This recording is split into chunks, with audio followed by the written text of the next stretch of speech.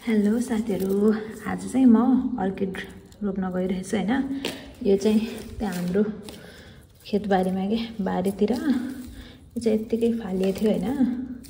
अनि त्यो रुखमा अड्डेको थियो के रुखमा अड्डेको थियो अनि के रहेछ भनेर फोटो खिचेको थिएँ। अर्किड रहेछ है।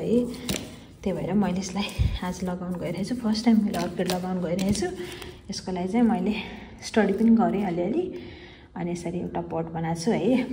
अनि अर्किडलाई चाहिँ हाम्रो घरको नर्मल गार्डन सोइल चाहिँ लगाउन हुँदो रहेछ कि त्यो पनि मैले हेरेँ है, स्टडी गरेँ नि त। अनि त्यसलाई चाहिँ अलिकति यो बार्कहरू भएको खालको लगाउनु पर्दो रहेछ। मसँग फेरि ठ्याक्कै थियो कि यो। अनि त्यही भएर मैले यसलाई अलिकति अब यति यो मिसाउँछु। अनि यसमा चाहिँ अलिकति पेबल्सहरू राख्छु हैन।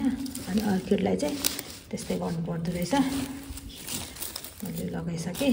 अब म यसमा पेबल्सहरू राखेर अर्किड रोप्छु है। यी साथीहरू, यसमा मैले यसरी सानो बालुवाहरू राखिसकेँ। बालुवा र यो गिटी राखिसकेँ हैन। अब चाहिँ यसमा मसँग चाहिँ 4वटा छ है। म 4वटा चाहिँ यसैमा डोप्छु हेर्नु है। साथीहरू अलिकति झिक्नु पर्यो है। मैले चाहिँ साथीहरू अलिकति माटो झिकिसकेको छु। माटो भन्दा नि यही पटिङ मिक्स। अनि मैले सबै 4वटालाई यसरी लगाइदिएँ। अब माथिपट्टिबाट यसरी हाल्छु सबैतिर।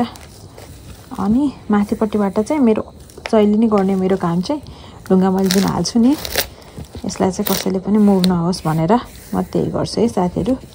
हेर्नु होला त्यस्तो भयो।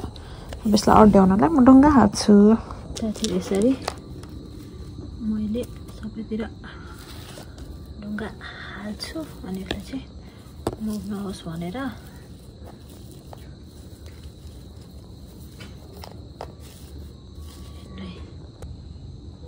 साथीहरू मैले ढुङ्गा पनि हालिसकेँ हैन। म पानी दिन गइरहेको छु, धेरै दिदिनँ।